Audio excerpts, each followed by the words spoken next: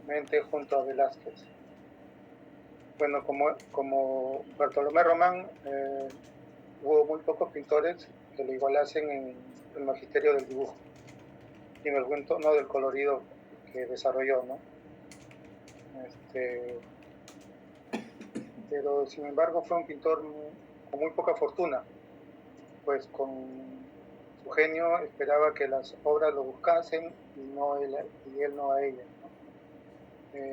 Comenzó a desarrollar sus obras y a partir del año de 1616 comenzó su producción, comenzando con el lienzo de San Gil de Abad, que se conserva en el Museo del Prado, ¿no? También en 1628 realiza su mayor producción, que él generalmente trabajó para fundaciones reales en Madrid, ¿no? En este caso desarrolló sus obras y pintó la parábola de las bodas de la sacristía del convento de la Encarnación, entre otras obras suyas que se localizan en Córdoba y Alcalá de Henares, ¿no? Siguiente diapositiva, por favor. En esta vemos al arcángel San Miguel y su pintura de Salvador también son óleos sobre lienzo del año de 1634 y 1647. Acá en esta pintura de San Miguel vemos cómo el arcángel pisa la cara al demonio y con cara y torso del mancebo, cola de serpiente y alas, pero en este caso de murciélago. La pose del arcángel de Román hace referencia fiel a esta estampa, particularmente en la inclinación de la cabeza, además de la pose y musculatura de los brazos de San Miguel, la vestimenta que se mueve en caprichosos volantes. Consta de una túnica interior blanca sobrevestida con otra túnica en rico tono azul, con detalles de brocado de oro y perlas, y ceñida con broche de piedras preciosas sobre el pecho y mangas, y un fular usado a manera de cinturón. La siguiente diapositiva, por favor. Acá observamos estas pinturas que pertenecen a la serie de angélicas que son producción de Bartolomé Román.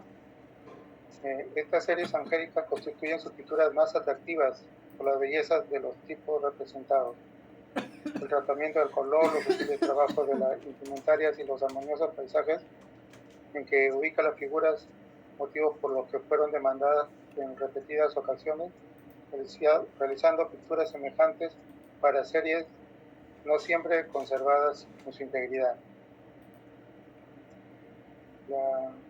La siguiente, por favor. La siguiente diapositiva. Estos lienzos de la serie angélica de Bartolomé Román,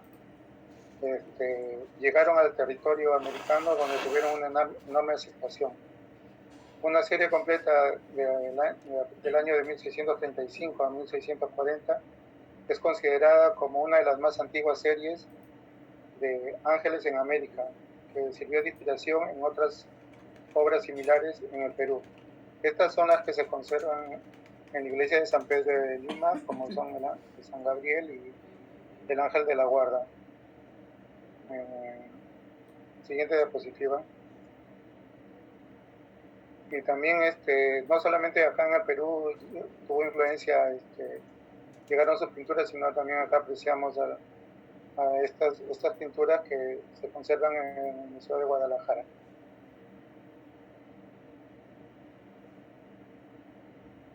Entonces, pero acá en el Perú, o sea, sus obras de verdad pueden encontrarse que dieron origen a la rica iconografía angélica que se desarrolló en el arte virreinal peruano. La Eso sería todo de mi parte, profesor. Ahora le cedo el pase a mi compañero.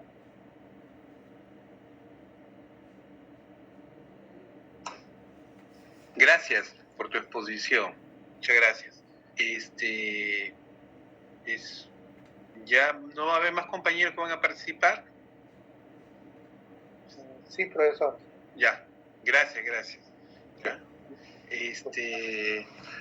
Acá, vamos a analizarlo. ¿Ya? Vamos a analizarlo. ¿Ya? Vamos a analizarlo. ¿Quién va a exponer? Es sobre el barroco, profesor, mi compañero Miguel Omar. Miguel Omar, ya. Sí, pero no tiene problemas ahorita de conexión, así es que voy a proceder yo a apoyarlo. Ya. Entonces, acá el barroco se desarrolló el barroco en las iglesias, ¿no? En la portada de las iglesias, ¿no?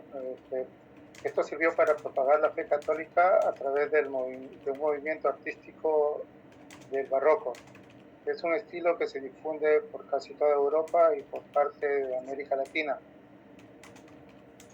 todo el siglo XVII y parte del siglo XVIII. El catolicismo pues utilizó el arte para expandir la religión y la idea promulgada en el Concilio de Trento se va a valer de imágenes profundamente emotivos, busca conmover a las clases más populares, ¿no? Algunas van a estar compuestas por elementos pictóricos, arquitectónicos y escultóricos. Otra característica es el ilusionismo y la teatralidad. Otra característica también de los portales de las iglesias es la fugacidad y movimiento. Es decir, todo debe estar rellenado con diseño e imágenes, nada puede estar sin cubrir. Un nuevo tipo de orden colosal, columna toscana, pero gigante, pero en varios niveles de altura. El uso de la columna salomónica, que data de la época de Constantino, pero se vuelve a poner de moda con el estilo barroco. Las portadas van a estar distorsionadas, encontraremos frontones curvos, superpuestos y en ocasiones partidos.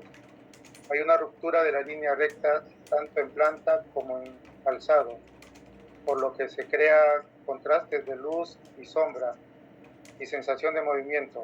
El arco más utilizado es el medio punto. Dentro tendrán cúpulas ovales y estrelladas. Las portadas serán escenográficas y serán las más importantes. Encontramos una decoración recargada de las iglesias.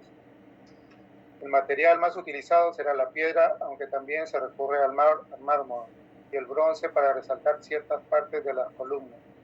La utilización de distintos materiales en la misma obra tendrá con el fin de lograr un efecto polícromo, dotando de riqueza y fastuosidad los espacios interiores y resaltando así el espacio escenográfico y teatral de la arquitectura barroca.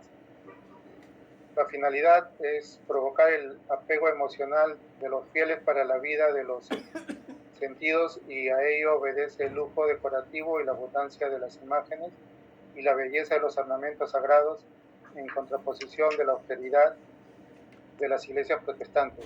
Y acá estas fachadas son un importante representativo del barroco, profesor. Eso sería todo en nuestra presentación. Muchas gracias, profesor. Sí. ¿Pascual Florencio Ramos quiere participar? No, profesor, no, profesor. Ya, soy parte del... Sí. Gracias, Juan Manuel Obando, ¿no, Juan? Sí, profesor. Creo que tenemos poco tiempo. Ya es lo último, ¿no? Ya dieron su última exposición, ¿no? Sí, profesor. Sí, ya eso sería... Ya. Ahora pasa el segundo grupo. El segundo grupo presentó su trabajo.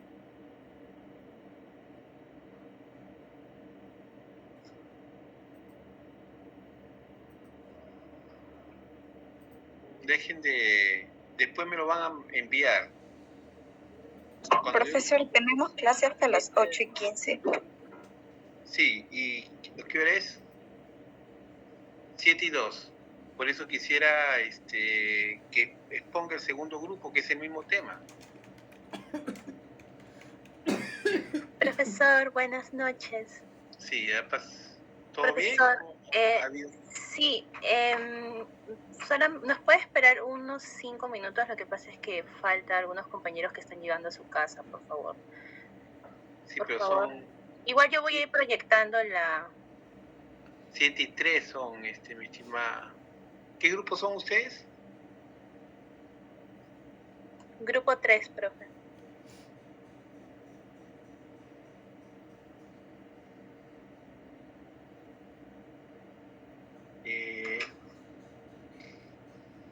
Y ya deberían estar, ¿no?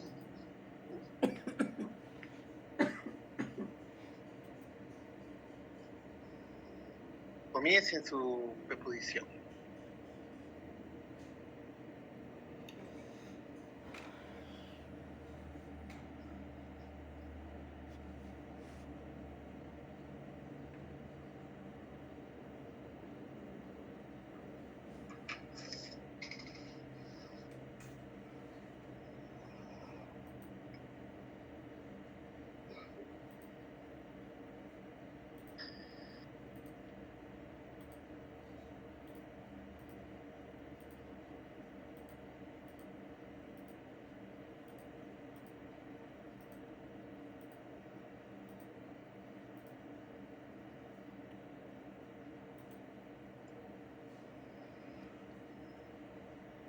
Melissa.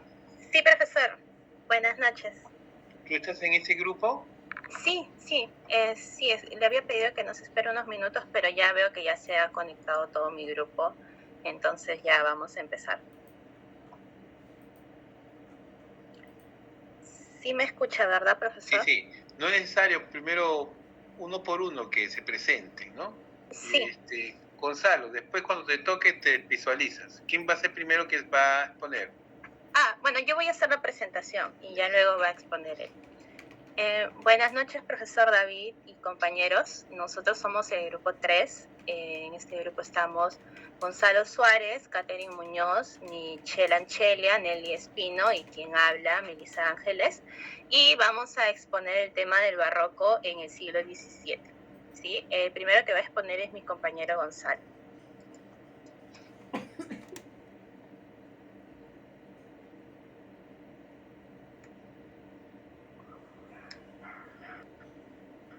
Buenas noches, profesor. Buenas noches, compañeros. Mi nombre es Gonzalo Suárez y voy a pasar a responder sobre el concepto, el contexto social y del barroco, y así como algunas de sus características en los países europeos. El barroco es un estilo utilizado en diversas artes que floreció en Europa desde el comienzo del siglo XVII hasta mediados del siglo XVIII.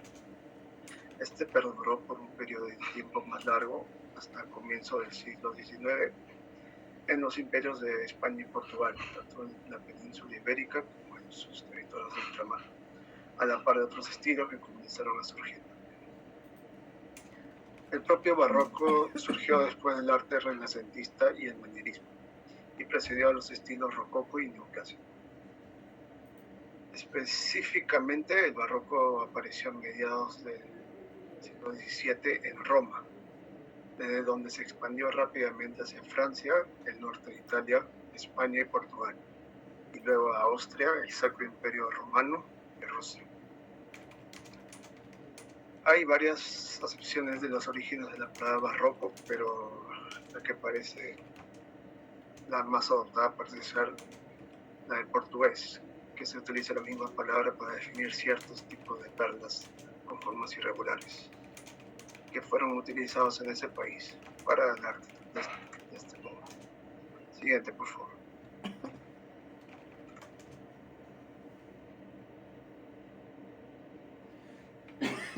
El estilo del barroco fue desde un principio impulsado por la Iglesia Católica, como una manera de contrarrestar la simplicidad y la austeridad del estilo adoptado por la Reforma Protestante. fue el resultado de doctrinas adoptadas por la Iglesia en el Concilio de Trento en 1545 a 1563, como parte de un proceso llamado la Contrarreforma, un periodo de surgimiento del catolicismo, cuyo objetivo, grosso modo, fue remediar los abusos perpetrados por la Iglesia, alegados por los protestantes. En la primera fase de la Contrarreforma se había impuesto un estilo descrito como severo y académico en la arquitectura religiosa. Este fue bien recibido por los intelectuales de la época, mas no por las masas de feligreses comunes. Fue por esto que en dicho concilio se decidió apelar a las masas populares y se declaró que las artes deberían comunicar temas religiosos involucrando de manera directa y emocional. Por ejemplo, ciertos teólogos como Johannes Molanos demandaron que las pinturas y esculturas en las iglesias deberían representar sus temas de manera concisa, poderosa y decorosa, sin los aires estilísticos del manierismo. Todo esto resultó en nuevos lineamientos establecidos por la Iglesia de cómo las piezas artísticas producidas por los artistas bajo comisión deberían comunicar verdades e ideales bíblicos. Cabe mencionar que, a pesar que el barroco surgió como un estilo representante del catolicismo, este fue popular y ampliamente representado en numerosos territorios protestantes. Siguiente, por favor.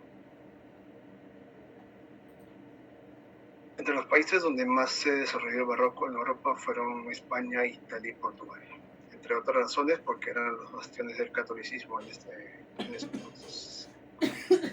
Como mencioné antes, fue en Italia donde propiamente nació el barroco.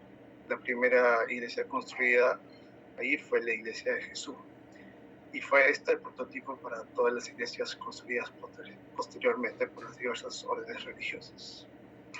Aquí el objetivo del nuevo estilo fue el de utilizar su nueva extravagancia y complejidad para llamar la atención de los espectadores, abrumándolos con la belleza y asegurando su lealtad. Entre las obras más destacadas aquí fue la Basílica de San Pedro. En España, el barroco llegó por influencia italiana y fue impulsado principalmente por los jesuitas. Aquí, entre sus obras más importantes fue la Capilla de San Isidro en Madrid y la Catedral de Santiago de Compostela. También desarrolló sus propios estilos, como el churrigueresco o barroco anticlásico. En cuanto a Portugal, aquí floreció gracias a las importaciones del periodo llamado absolutismo regal, que se dio a cabo en dicho país.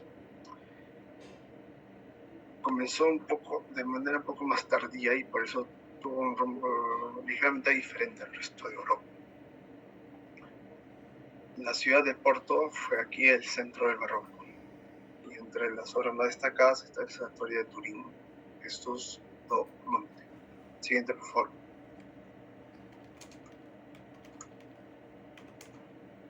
Brevemente, el barroco en otros países europeos. En Europa Central fue adoptado por el Sacro Imperio Romano y algunos países como Polonia y Prusia. Se importó artistas italianos y por eso fue el estilo italiano que perduró aquí. En Francia el barroco fue más reservado y severo en comparación con otros países y no tuvo una acogida tan concreta. Sin embargo, inspiró importantemente a estilos propios como el de Luis XIV, así como obras grandes como el Palacio de Versalles. En Rusia se recibió principalmente la inspiración francesa. Aquí la ciudad emblemática del barroco fue San Petersburgo. Y también aparecieron estilos propios como llamado barroco isabelino, llamado así por la reina imperante de la que vio. Muchas gracias. Le doy la palabra a mi compañera. Gracias, compañero. Ahora vamos a ver las características del arte barroco. Estas están constituidas por la exageración, los detalles y el dualismo. El efecto inconexo. El barroco quiso promover, a diferencia del Renacimiento, un efecto incompleto o de obra abierta, en vez de cerrar la obra en sí misma. Esto significó la posibilidad de expresar la curiosidad por la trascendencia y la infinitud. Los centros múltiples. Las obras no poseían un solo centro, sino varios centros múltiples, los que frecuentemente producían composiciones elípticas. Esto puede reflejarse en las diversas disciplinas del arte por medio de sus propios recursos. El contraste. En las variadas disciplinas artísticas, este estilo deslumbra su gusto por la búsqueda del contraste, lo que en general se produce a partir de los claros oscuros.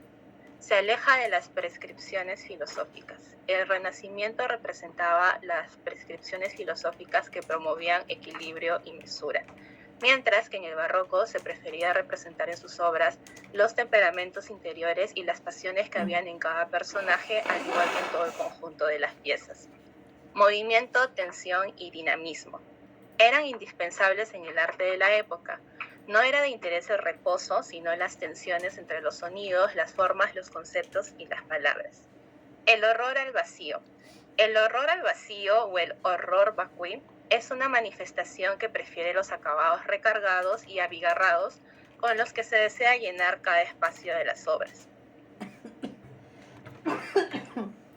Vamos a ver que el barroco se desarrolló en diferentes disciplinas como la arquitectura, la pintura, la escultura, la música, el teatro y la literatura, pero nos vamos a centrar en las tres primeras.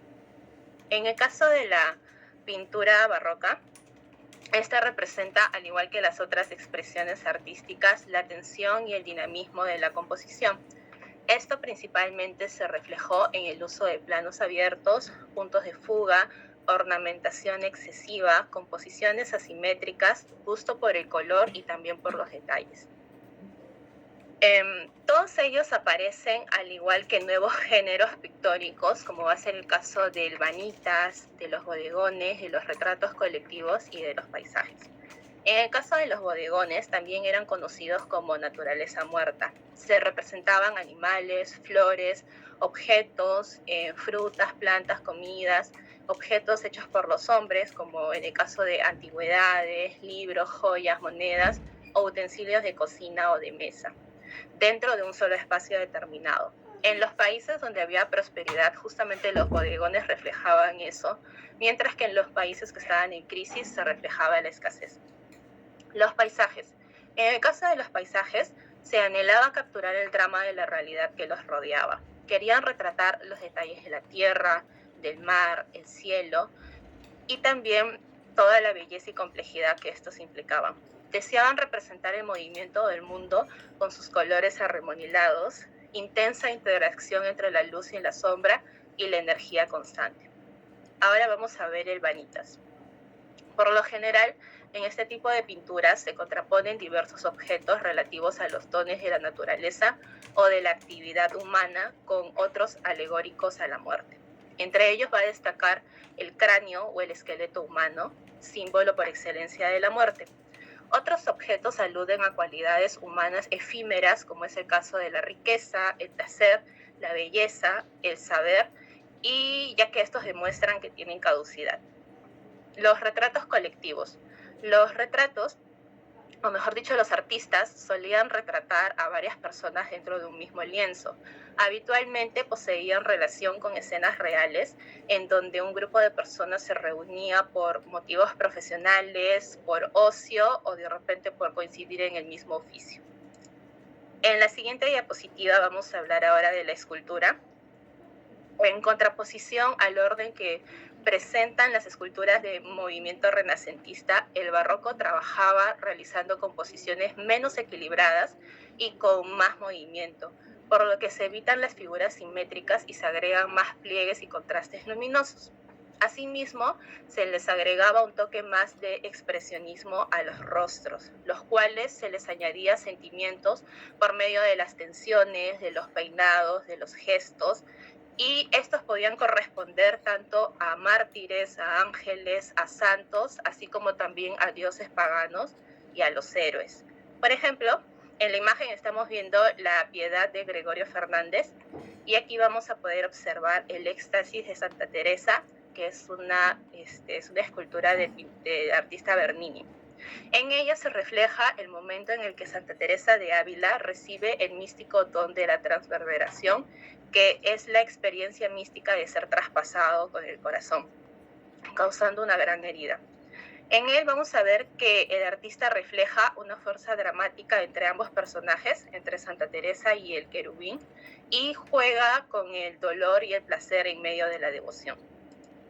Vamos a ver también algunas obras representativas dentro de este periodo, como es el caso de los discípulos de Emaús de Caravaggio. Aquí se muestra el momento exacto en que dos discípulos observan a Jesús resucitado, como si la escena se tratase de una interrupción, algo típico que hacía el artista. Tenemos también las Meninas de Velázquez, donde si observamos bien, el artista se está autorretratando como un pintor ennoblecido. En él también vemos que está pintando a los reyes que se encuentran reflejados en el espejo y podemos apreciar a la infanta Margarita con sus meninas, sus bufones y con su perro. Los focos luminosos dentro de esta pintura se encuentran en la puerta de atrás y en la ventana lateral en el lado derecho. Por último, tenemos El pintor en su estudio, que es un cuadro realizado por Rembrandt entre 1626 y 1628. Esta es una pintura que se hizo en óleo sobre lienzo y actualmente se encuentra en el Museo de Bellas Artes de Boston. La obra alude a la importancia que posee el idear y el pensar para la creación de una obra, en el caso de un artista. Ahora le doy el pase a mi compañera Nelly Espino. Buenas noches, profesor, compañeros todos. Gracias, Melissa. Francisco de Zurbarán, el genio del barroco hispano. Su nacimiento. El pintor nació el 7 de noviembre de 1598 en Fuente de Cantos, España, y terminó siendo uno de los grandes exponentes del barroco español, pues logró con la luz destacar el misticismo de sus personajes, dotándolos de una enorme fuerza visual y una fuerte carga expresiva. Siguiente diapositiva, por favor. De aprendiz a pintor de los dominicos. De los primeros años de la vida del pintor se sabe muy poco. El joven pintor estaba destinado a seguir los pasos de su padre en el negocio de la mercería. Este, a su vez, lo inscribió en el taller del pintor sevillano Pedro Díaz de Villanueva, quien tomó a Zurbarán como su aprendiz por 3 años.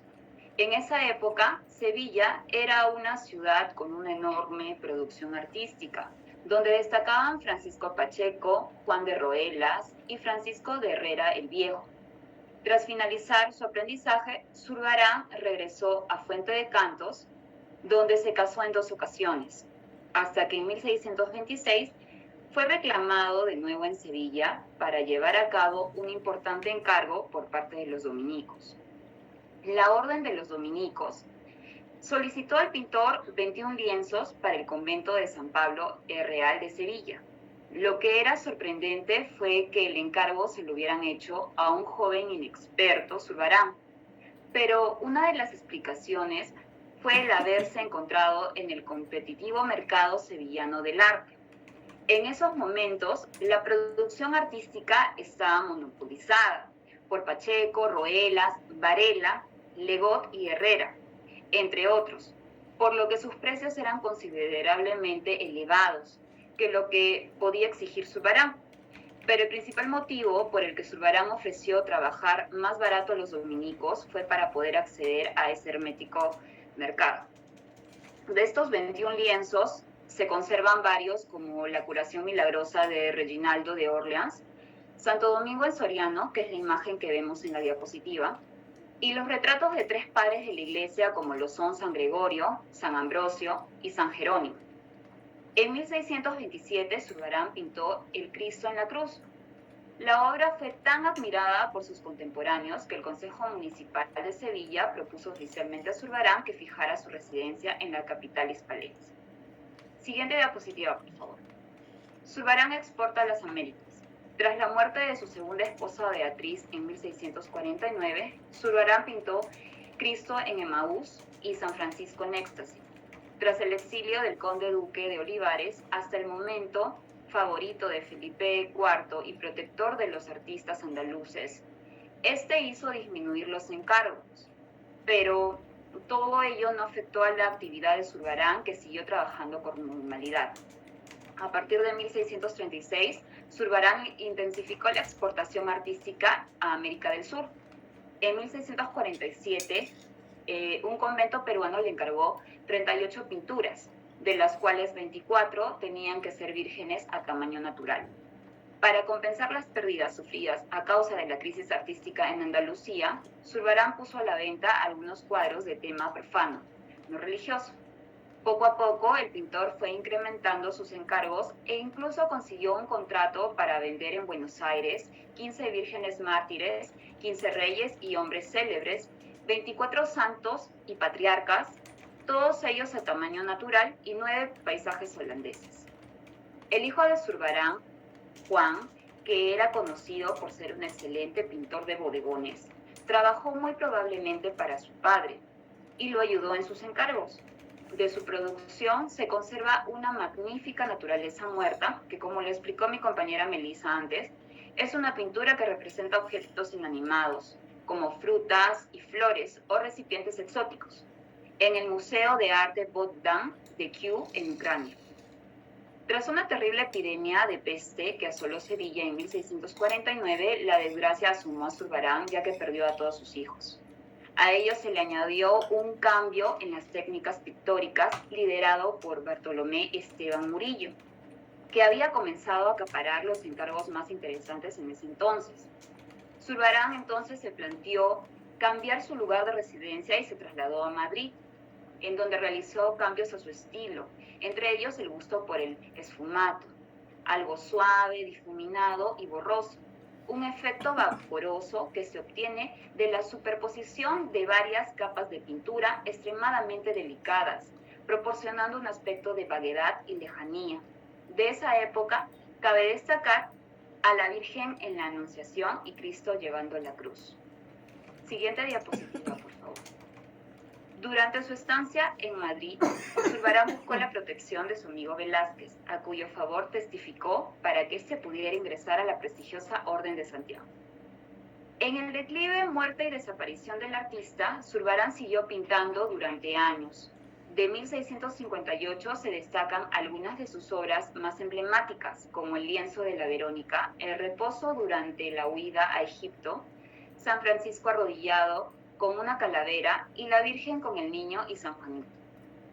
En condiciones económicamente precarias y en pleno declive de su carrera artística, el 27 de agosto de 1664, Francisco de Zurbarán murió en Madrid a los 65 años de edad.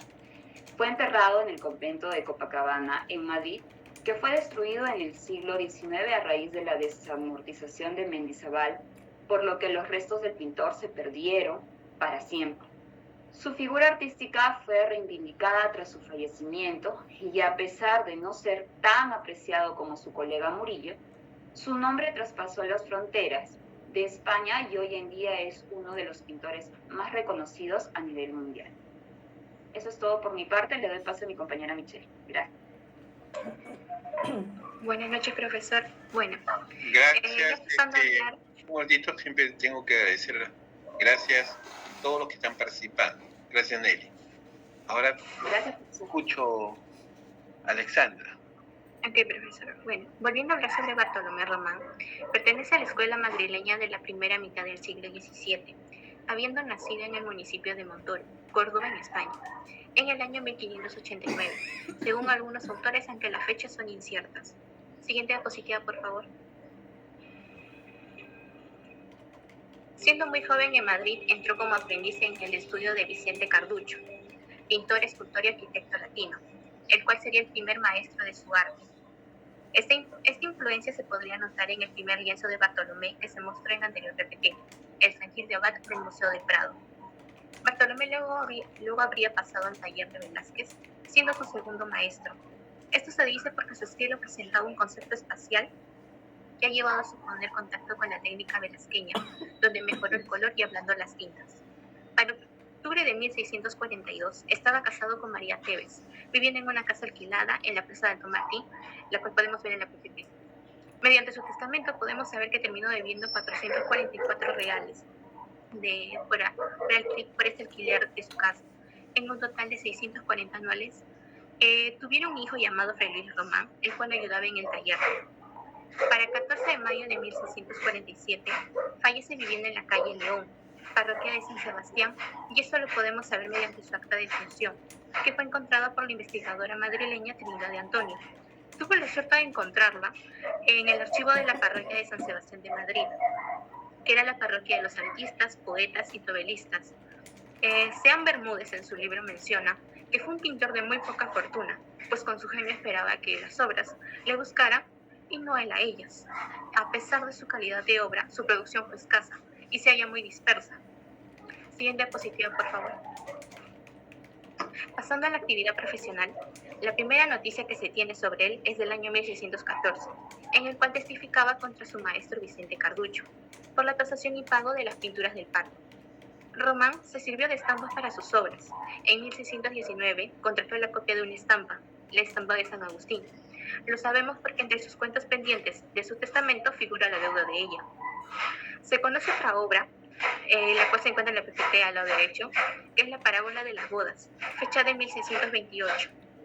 La sacristía del monasterio de la Encarnación de Madrid, teniendo un estilo distinto del mencionado San Gil. Siguiente diapositiva, por favor. El estilo presenta un concepto espacial a la veneciana. Esto se supone por su contacto con la técnica de Velázquez, el cual podemos apreciar en la PPT al lado izquierdo. La mayor parte de la obra conservada de Román corresponde al momento que fue influenciado por su segundo maestro, Velázquez, el cual ya se presenta en la técnica de pincelado suelto y colorido rico, aunque las obras de composición obedezcan al modo y estilo de los discípulos del Carducho, su primer maestro.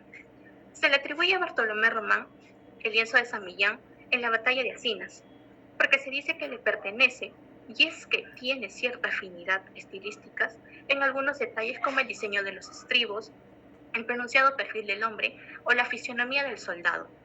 Siguiente diapositiva, por favor. Hablando un poco más sobre las obras de Bartolomé, tenemos la serie de arcángeles, que están conservadas en el monasterio madrileño de las Descansas Reales, en Madrid, y de la Encarnación. Están en lienzos grandes con rótulos explicativos en el que figuran sus nombres y funciones. También se conserva una serie, pero incompleta en el Museo de Guadalajara. Los arcángeles tuvieron gran éxito, siendo enviados muchos ejemplares de este tipo a la América hispana, conservándose una gran cantidad en la iglesia de San Pedro aquí en Lima. Hablaré un poco acerca de esta serie de arcángeles, que está compuesta por 7 lienzos, los cuales tienen apariencia andrógina. Sus posturas son dinámicas, favorecidas con su vestimenta suelta al viento. Llevaban doble túnica y estas vestimentas estaban relacionadas con la Roma imperial. Cada arcángel tiene un significado, así como un atributo. Solo mencionaré 3 de los cuales podemos apreciar en la PPT. Al lado izquierdo tenemos a San Miguel, que significa quien como Dios. Lleva una palma que simboliza la derrota del mal y la muerte. Podemos apreciar de que está pisando al demonio. Y su lema es Sanctus Deus, que significa como un Dios. Así, eso también en las iglesias tienen un rótulo en el que se lee: San Miguel recibe las ánimas de los que mueren bien, favoreciéndolas en las agonías y batalla del tránsito. En el medio podemos observar a San Rafael, medicina de Dios, con un pez en la mano izquierda, con cuya hiel habrías curado la ceguera de Tobías, teniendo un rótulo que indica: San Rafael favorece a los que quieren verdadera penitencia. Luego tenemos a San Gabriel, fortaleza de Dios, que lleva una flor blanca, que tiene símbolo de pureza y vela encendida, así como un rótulo que indica que San Gabriel favorece para que obedezcan los hombres a las divinas inspiraciones, alcanzando la virtud de la obediencia. También tenemos otras series de arcángeles que son San Baraquiel, San Jerudiel y San Uriel, así como San Uriel. Pero San Uriel fue aquí en Lima perdido, solamente conservándose en series españolas. Bueno, eso es todo por mi parte, le doy pase a mi compañera.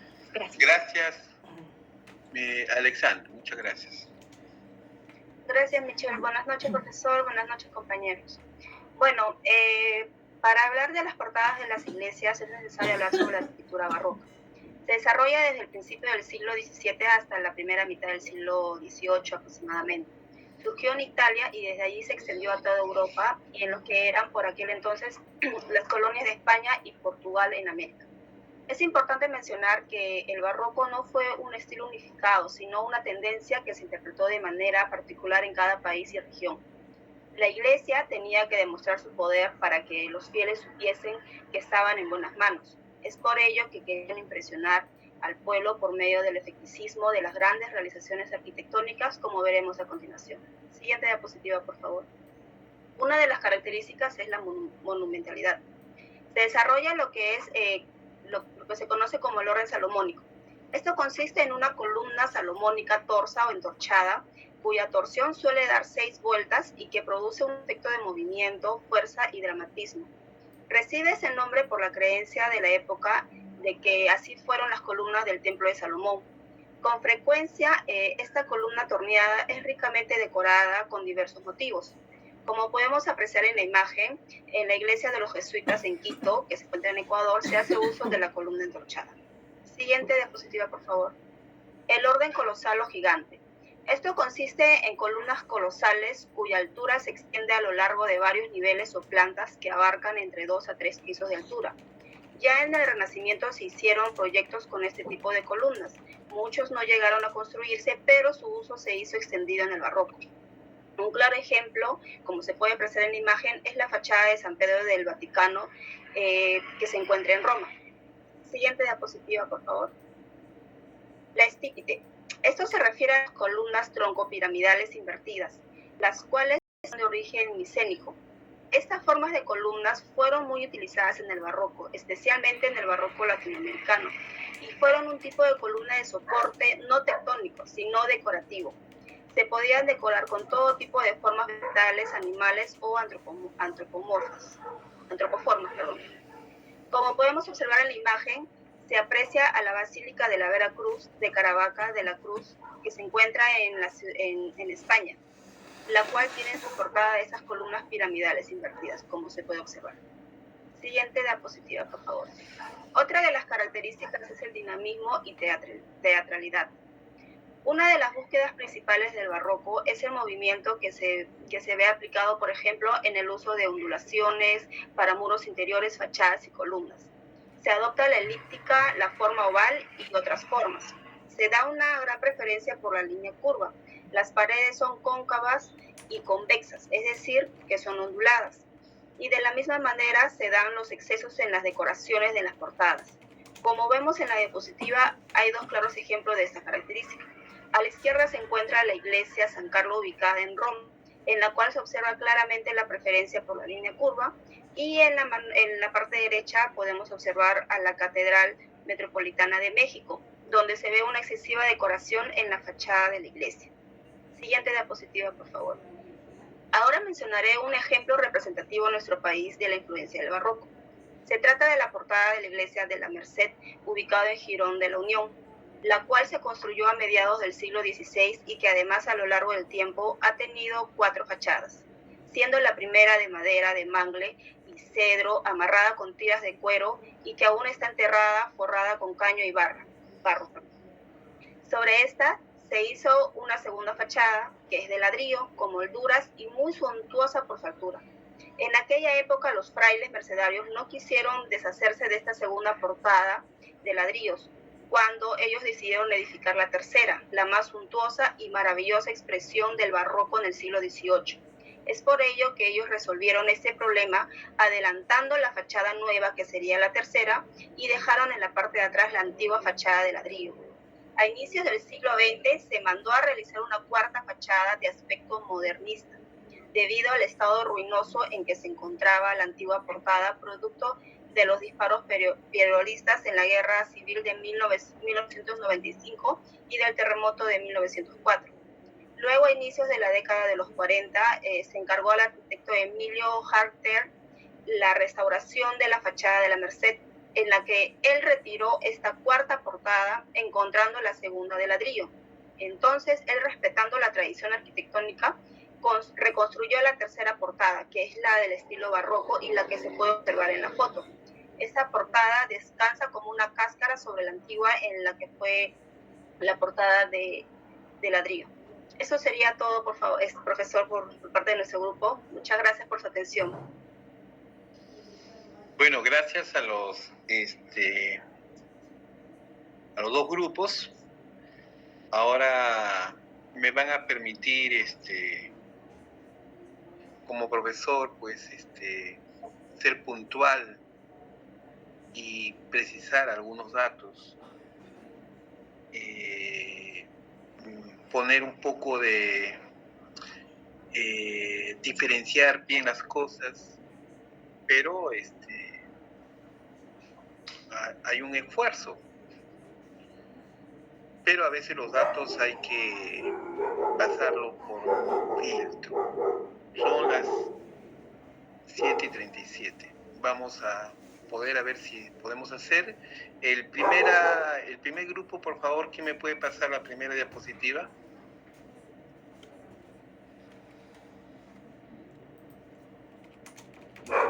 El primer grupo, el grupo...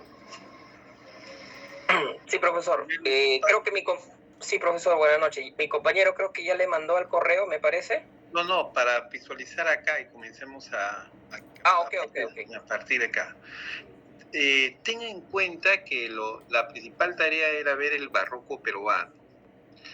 Y en realidad han hecho un buen trabajo, ¿no? ¿Sí, Melissa? Profesor, disculpe, la delegada nos mandó que al grupo 1 y al grupo 3 nos tocaba solamente barroco en general del siglo XVII y al grupo 5 y al grupo 6 le tocaba barroco peruano.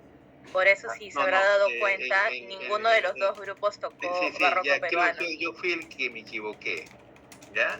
Tal vez me equivoqué. Lo que pasa es que la influencia del barroco en el Perú, eso debe ser más claro. Lo voy a tomar como que han hecho un buen trabajo sobre el barroco, ¿ya?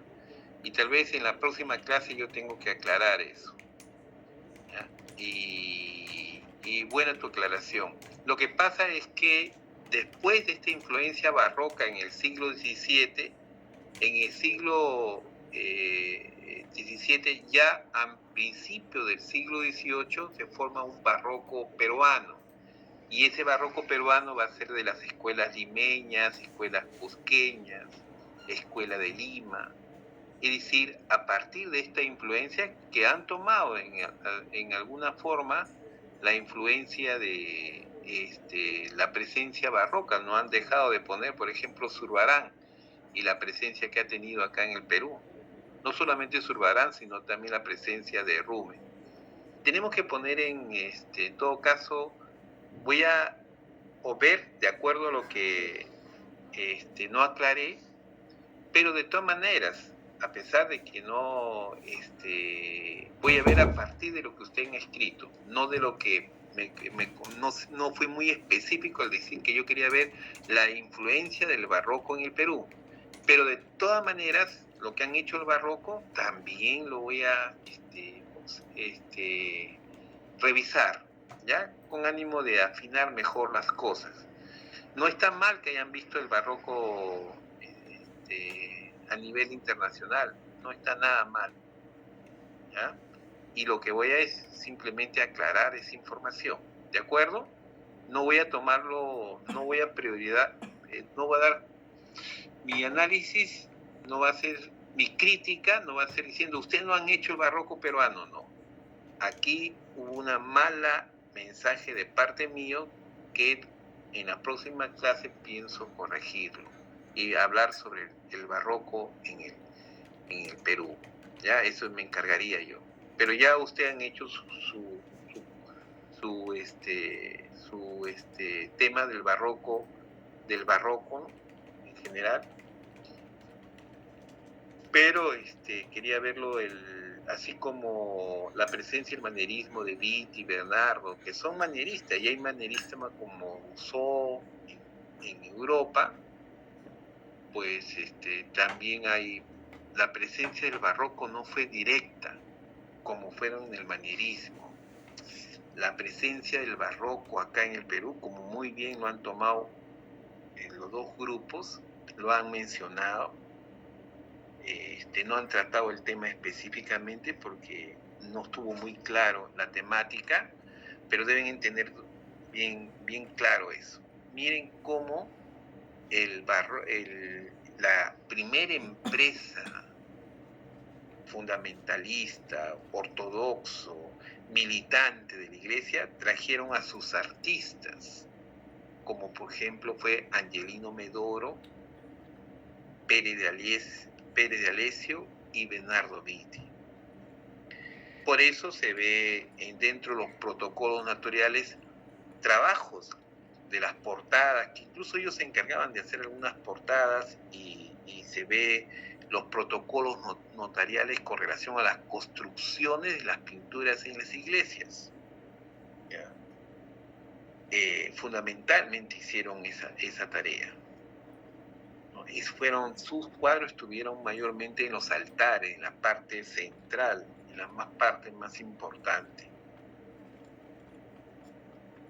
Luego, en el siglo XVII, ya propiamente el movimiento barroco, el movimiento influenciado por la Contrarreforma, no quiere decir que la Contrarreforma formó el barroco, sino fue un grupo de artistas ligados a la religión católica que, como Francisco Pacheco, que hicieron un arte que no tenía nada que ver con el clasicismo, el rompimiento de lo clásico.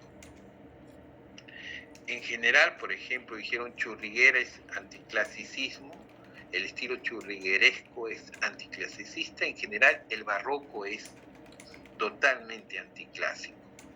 Rompe con el sentido de la sobriedad, la serenidad, el punto decoroso, no lo exuberante, el trabajo individual.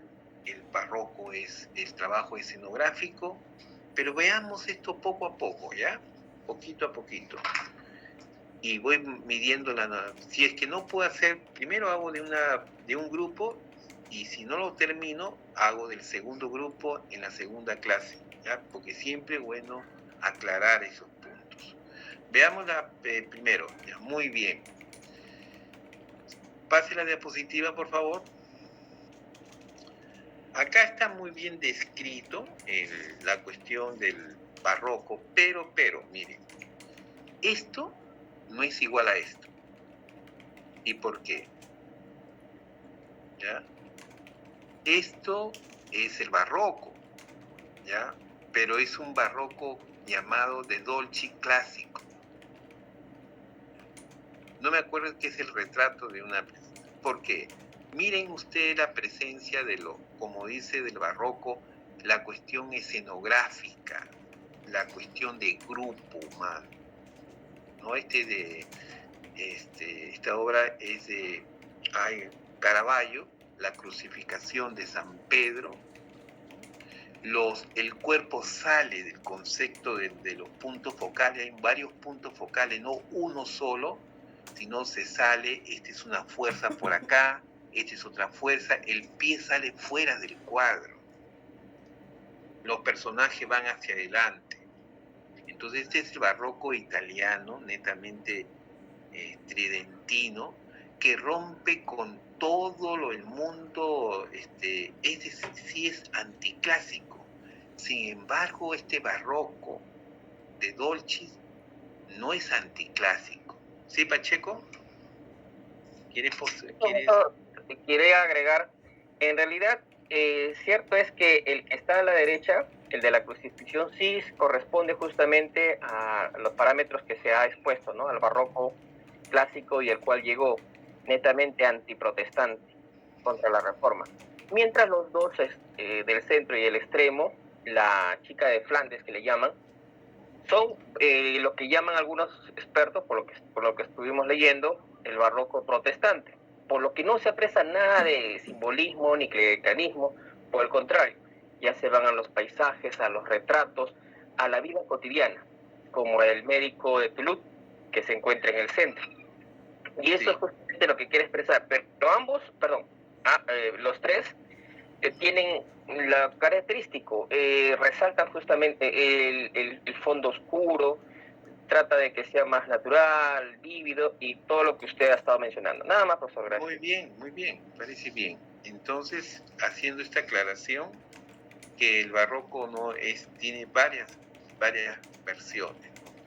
Este más de acuerdo al programa contrarreformista, que es fundamental el programa contrarreformista y concilio, que tiene que ver la vida de Jesús, el tema de mariano, todo lo que es mariano, todo lo que es santos, los ejercicios espirituales y los arcángeles, como ven. Este es el programa barroco trabajado a partir del Concilio de Trento. Eso es decir, el programa ideológico del barroco. Y es un programa temático, es una pintura programática, como la música también es, las estaciones Vivaldi es una pintura programática. Hay un programa ideológico establecido. Pasemos a la segunda diapositiva. Sí, efectivamente ha habido muy buena descripción, ¿no? La reacción casualmente del barroco anticlásico, que parece fuera un Apolo clásico, ¿no?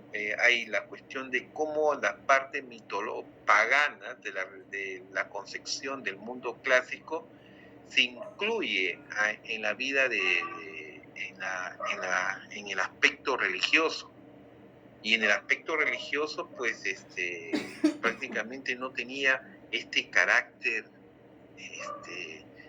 nadie se podía identificar como fiel de la Iglesia Católica con un personaje que, en vez de ser un David un poco endeble, disminuido en el poder físico frente a Goliat, se representa a un David, pues, todo un Apolo con una manota, mire ese manazo que tiene con venas y todo.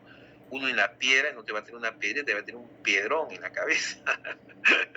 Y la representación del cuerpo humano, anatómico, el concepto del desnudo, toda esta reacción para algunos creyeron era que no producía mayor fe religiosa y el canon estético. Y efectivamente la serenidad y la tranquilidad. Y este barroco está produciendo el escorzo, ¿no? Este escorzo que da una perspectiva a partir de la perspectiva en la escultura. El escorzo es el sentido de profundidad que da la escultura cuando realiza un movimiento. En este caso vemos el primer plano, el pie, segundo campo, el muslo, tercero, cuarto, su hombro. Todo esto te produce un sentido de profundidad. El arte barroco es entrante y saliente, y el escorzo, que es la producción del primer plano, segundo plano, tercero, cuarto plano, son ese carácter que no produce el renacimiento, ese carácter del movimiento. Y efectivamente, pues, el barroco es entrantes y salientes que produce este carácter dramático, escenográfico, por una cuestión didáctica de la gente, una función didáctica que tenía que cumplir nuevamente el papel del mundo barroco. Pasemos más adelante. ¿Sí? ¿Otra? La siguiente. Sí, pues, ¿no? La otra, sí, la anterior. La anterior, la que hemos visto, la anterior. Acá hay dos crucifixiones. La crucifixión. ¿De qué hacen la crucifixión de Rafael? ¿No? Y la crucifixión acá, pues, podemos ver, pues, el nivel dramático, y acá, pues, la cuestión de los criterios renacentistas. ¿Cuál es este criterio? La simetría, ¿no? El balance. Dos personajes a la izquierda, dos personajes a la derecha y un punto central. Que los personajes están trabajados en forma individual. Siempre no se pierdan cuando digan abierto, cerrado, entrantes, salientes, claros, oscuros. Tienen que decirlo a partir de la obra, ¿ya? Eso siempre tienen que hacerlo. No es importante la característica que ustedes han mencionado, pero si esa característica que han mencionado no se visualiza en la misma obra, o sea, si yo digo hay claro oscuro, hay escorzo, hay movimiento, no es cerrado, es abierto, estas características las tienes que explicar a partir de la misma pintura. Si yo digo que es una composición cerrada, porque todo está como si fuera un triángulo, y dentro de ese triángulo el punto central es Cristo. Entonces estamos hablando de algo, de una composición cerrada, ya sea en forma elíptica, ya sea en forma circular. En el Renacimiento la composición es concéntrica, ¿ah? Y mientras que la composición, como van a ver en el barroco, va a ser centrífuga, va a salir hacia afuera. Por eso tienen que visualizarlo, y sus características no solamente es una recomendación, ¿ya? Una recomendación. Cada cosa que se diga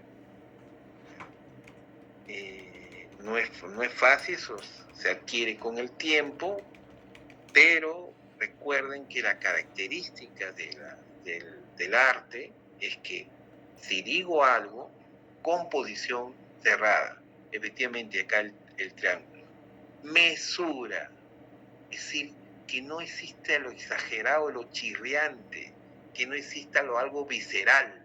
Odiaban el barroco, eso es una cosa del mundo popular.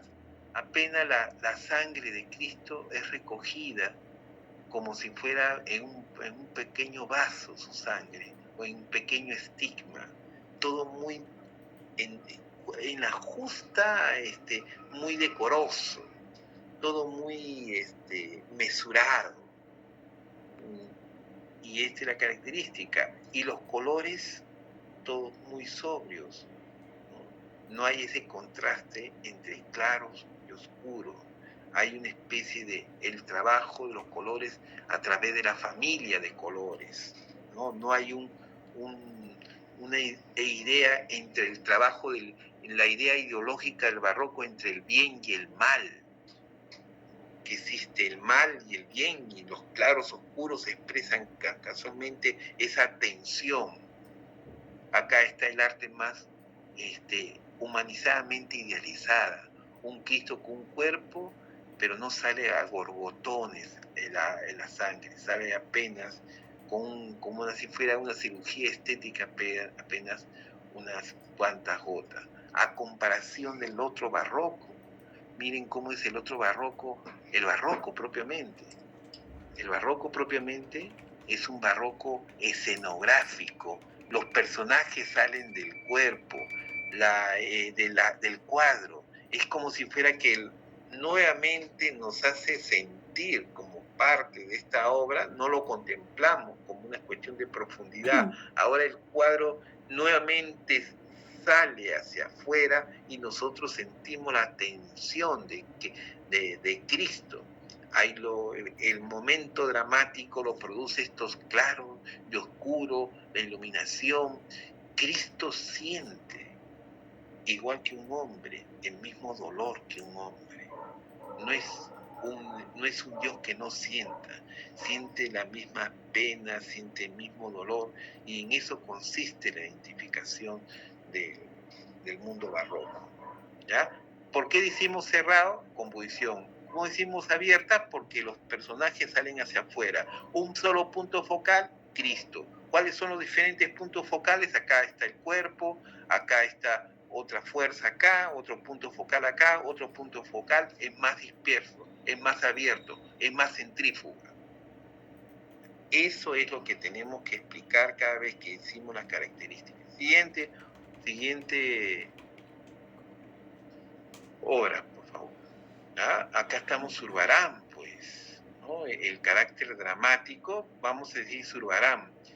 Recuérdense de que vino no solamente Zurbarán, sino también parte de Velasco y Rubens acá, producto del auge económico que tuvimos, y en el auge económico del siglo XVII acá en el Perú, producto de la explotación de la minería y de las grandes familias que se instalaron, compraron en los talleres, hubo una industria de pintura a niveles de series, muy criticado por los renacentistas. Los renacentistas, adivinen cuánto ¿Cuánto tiempo demoraba hacer una obra de Rafael o de Miguel Ángel? Ustedes imaginan que tenían que ser protegidos por mecenas. ¿Cuántos años creen que ustedes se demoraba la obra de Botticelli, la obra de Rafael?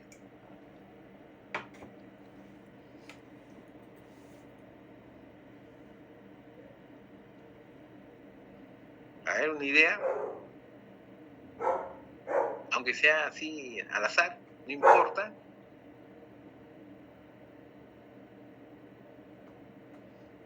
¿Qué dice Melissa? ¿Cuánto tiempo cree que se demoraba? No sé, años. Años, sí. Unos 5 o 6 años. Wow. Y una obra de barroca no pasaba de un año. Tenía su taller. Es decir, una industria del taller que vino de los países, sobre todo los Países Bajos. Y ojo, acá dijeron que Rubens era protestante o alguna influencia protestante. Sí, los Países Bajos se volvieron, pero no todos los sectores. Pablo Rubens era un ferviente católico, ¿ya? Un ferviente católico con la temática contrarreformista y que tenía todo un taller que incluso brindaba servicio a toda Hispanoamérica. Muchos, él dibujaba el rostro y los demás, sus ayudantes, se encargaban de hacer las manos, el cuerpo, de acuerdo a las habilidades. Pero al parecer, el pintor más importante, que hubo obras que ya así hechas con todas sus obras, y sobre todo por una iglesia acá en el Perú que tiene los hermosos Zurbaranes, ¿es la iglesia de qué? ¿Alguien nos dijo? La iglesia de Buena Muerte, que está en el centro de Lima, junto casi a una cuadra de la Escuela de Bellas Artes. Esa era Buena Muerte porque iban a morir en los últimos días de una enfermedad terminal. Y tenemos este barroco, es un barroco español, el llamado concepto de tenebrismo, la idea del ejercicio espiritual, lo vamos a ver más adelante. Pase la otra hora.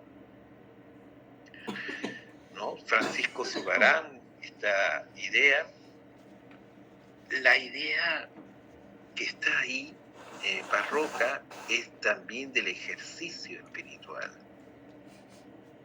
Zurbarán es muy dado a representar los ejercicios espirituales en todas las obras. O sea, no es solamente que pinta a este imberbe San Bernardo, sino, cuando digo imberbe, es aquella persona que tiene poco vellosidad, es poco pelo, ¿no? Joven, ¿no? Entregado en ejercicio de la contemplación, de tener el libro en sus manos, y apenas agarra el cayado papal, el cayado de obispo. Casi todo el ejercicio también espiritual era el rechazo al poder. Los cayados, los hábitos que van a tener en el barroco era despojarse del poder, y que la mayor fuerza espiritual estaba en las palabras de Jesús. ¿No? Por eso van a ver las vanitas que vamos a ver más adelante. Sigamos. La escuela de Zurbarán efectivamente influyó, y acá tenemos una serie importantísima que es los cuadros de Zurbarán, que está en la iglesia de Buena Muerte, custodiado, y espero que estuvo buen tiempo en Barrios Altos, y que sea un secreto de Estado, ¿no, estimada Melissa? Puede ser un secreto de Estado, no decir entre la comunidad académica que ahí existe, pues ojalá que se lo han llevado y hayan guardado, porque cada uno de estos cuadros debe estar unos $500,000, más o menos, de Zurbarán. Wow. Y esto sí está en el archivo. Es decir, ustedes pueden encontrar en los archivos notariales, que todavía falta buscar, ¿ya?, esta compra de cuadros en el extranjero. y esos cuadros fomentadas por los fieles que donaban en la iglesia. Y se ha podido encontrar que en una parte eran los talleres de Rubens, pero en otra cosa la firma del mismo Zurbarán, diciendo que va a ser la obra completa. Y por eso tenemos obras. Y las obras que tienen ahí de Zurbarán son de santos que hacen el ejercicio espiritual barroco, que es la lectura como doctor de la iglesia, el doctor de la iglesia que estudia. El otro, la calavera. ¿Por qué la calavera? Por lo efímero de la vida. Y si tu cuerpo solamente es un cascarón de tu alma, y piensa en eso efímero de tu cuerpo y alimenta tu espíritu. El tenebrismo, producirte el éxtasis, el tenebrismo, el color. Vamos a pasar posteriormente. Otra diapositiva, por favor. Y los arcángeles, pues, es parte también del movimiento barroco, de reivindicar la idea de medieval, la iconografía medieval de los mártires religiosos y los arcángeles. Los mártires religiosos es también una de las cosas. Casualmente Zurbarán, San Bernardo, el otro San Antonio de Padua han sido mártires, ¿sí? Gladys Leslie Lescano, levanta la mano. Gladys ha abandonado. Sí, la idea jerárquica del mundo barroco, Dios, los apóstoles, la Virgen María, los apóstoles, los santos, vienen los ángeles guardianes, los querubines, y vienen los arcángeles, luchadores de la iglesia. ¿Y con quién están luchando los arcángeles? Podrían decir contra quiénes nuevamente van a luchar, los que participaron en las cruzadas, contra quiénes van a luchar también, que es una campaña de lucha también en la contrarreforma, una campaña contra el mal. Revivir los arcángeles como revivir una cuestión épica de la lucha contra los musulmanes. Sí, Gladys hace un nido nuevamente. Y eso es los arcángeles, los ángeles que participan directamente en la lucha, incluso militar, de la Iglesia Católica, sus espadas de fuego. El mal está como el Santiago Matamoros, y luego acá se convirtió en Santiago Matavindios, y posteriormente le dieron vuelta para convertirse en el señor Illapa, ¿no? Los arcángeles. Mire esta transformación que se le dio, esa vuelta que se le dio para adaptar a la religión católica en el mundo andino. Sigamos la demás. Y acá está la serie de Zurbarán en el Perú, efectivamente, pero sobre todo tiene los mártires religiosos y algunos arcángeles. Pasemos, por favor. Bartolomé Román, ¿no? Es otro que también que influenció como escuela, ¿no? Como escuela acá, como con sus talleres, aquí en el Perú. Veamos, sigamos a ver qué otros temas han tomado. Los colores vivos, ¿no? Esto no podía ser barroco porque, a ver.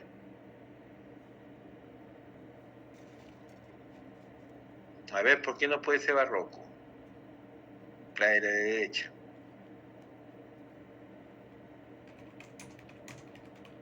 El primer grupo, ¿por qué no puede ser esta obra barroca?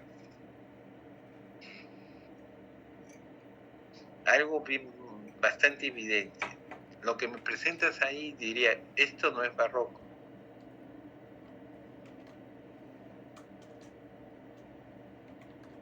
A ver por qué.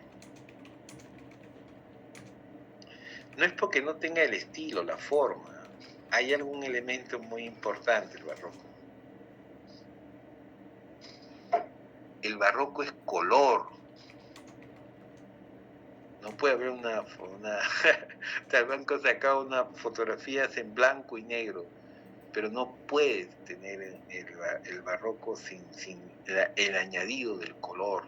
Incluso las piedras eran de colores.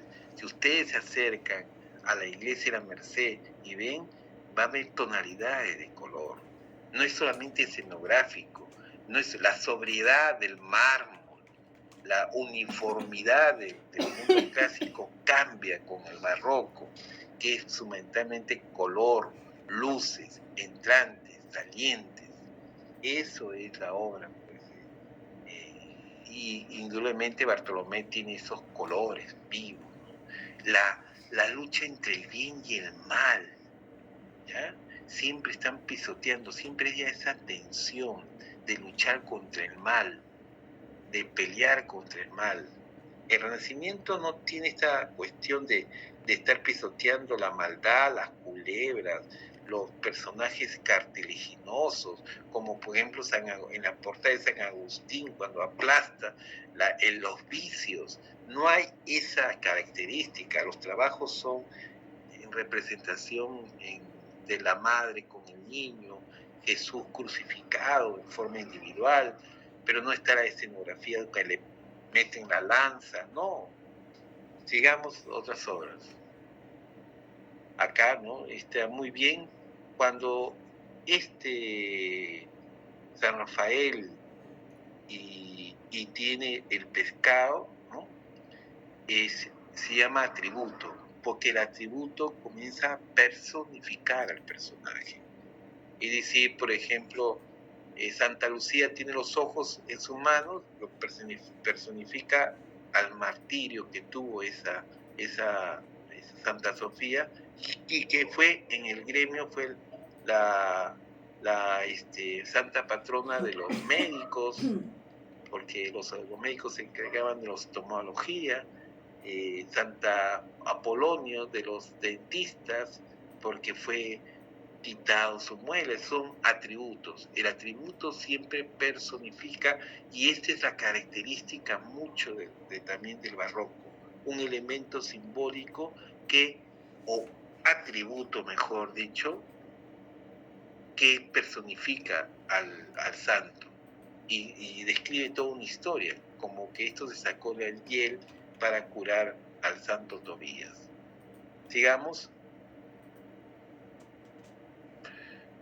más adelante, estas más características, sigamos más adelante. Ya. Por ejemplo, acá también, ¿no?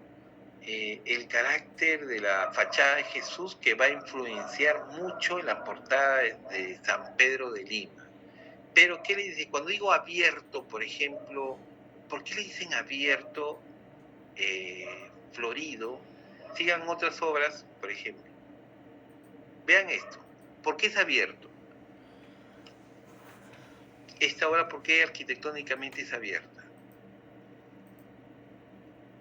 La idea es que cuando describan algo, pues no solamente digan las características, sino cómo esa composición que hemos visto abierta en el barroco, con varios puntos de salida, los personajes salen del cuadro, igual en la iglesia abren los brazos, como San Pedro con Bramante, nuevamente recibe a su pueblo. Estos brazos, este conjunto de galerías que abren, y nuevamente la iglesia en pleno siglo XVII, con Bramante como arquitecto, recibe y acoge a su comunidad. Hay una comunicación nueva con su comunidad.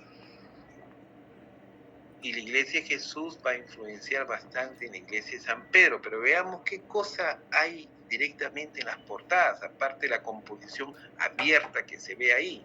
Cuando vean brazos, escalera de brazos que cojan, cuando vean galerías que en forma semicircular que te abrazan, cuando vean que claustros así, que están así semicirculares, es barroco. Sigan la otra diapositiva. Es el final, profesor. Final, ¿ya? Entonces, ahí nos quedamos. Veamos, después nos faltan 3 minutos. Profesor, disculpe que lo interrumpa, pero sí, los temas que usted me dio para el grupo 1 y 3 que expusieron hoy son el barroco en el siglo XVII, y los que exponen la semana que viene es el barroco peruano, que están en las escuelas. En las escuelas, claro. Sí, está bien, ¿verdad? Porque eso usted... Grupo, sí, en este grupo me equivoqué de decirle que quería ver, porque mira, tienen que ver que en el siglo... Estamos en el siglo XVI, ya está clarito, ¿no? Está clarito que vinieron las órdenes religiosas con los personajes, los jesuitas, con sus artistas. El siglo XVII, la bonanza económica hizo que los donantes aquí compraron ya no el manierismo, era el arte barroco que expresara los ejercicios espirituales, el movimiento contrarreformista, el movimiento que representaba a los santos mártires, a los temas marianos, a los santos religiosos, a los arcángeles. Necesitaban ese tipo de producción que se estaba dando en la Europa católica del siglo XVII. Y había toda una industria que había creado, que era en contraposición de los hombres renacentistas que han mercantilizado el arte. Mientras que para la justificación de la iglesia y de estos pintores era que no era una función didáctica. Y de eso ganábamos, de esa plata. Entonces se hacían talleres donde había la flagelación de Cristo, que está en una iglesia de San Pedro, parece que es el cuadro, el rostro, lo ha hecho Rubén, y todo el cuerpo lo hayan hecho sus discípulos, que era supervisado por Rubén. Igual es el Velázquez, que parece casi todos utilizaban el cuerpo. Pero al mismo tiempo comenzaron a mandar grabados, comenzó un montón de grabados de pintura, la venta de grabados para los sermones religiosos, que ustedes los pueden encontrar si son buscadores en los archivos, algunos grabados. Lo que pasa es que hay que meterse en ese trabajo, y en estos grabados van a encontrar las futuras influencias del barroco peruano, las escuelas copiando, pero tergiversando y trastocando el arte barroco. Va a salir un arte peruano, una escuela propia, y eso lo vamos a ver, ¿ya? Gracias, creo que ya terminó las clases. Gracias, delegada, siempre muy atenta, ¿ya? Gracias, Alexandra. Alexandra. Sí, profesor. Gracias por toda tu atención. Gracias, profesor. Buenas noches. Gracias, profesor. Buenas noches.